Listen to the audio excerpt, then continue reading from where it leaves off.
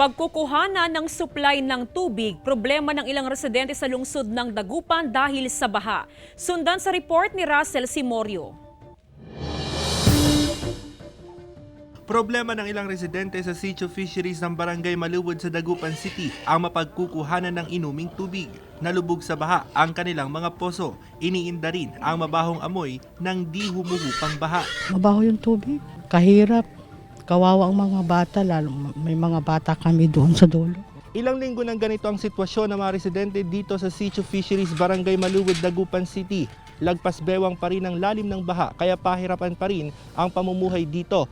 Yung mga ibang residente gumagamit pa rin dito ng balsa para makatawid. Binabaha pa rin ang ilang bahagi ng Barangay Caraol West. Bunso daw ito ng high tide. Ayon sa Pag-asa, asahan ng maalinsangang panahon sa umaga hanggang tanghali ngayong weekend.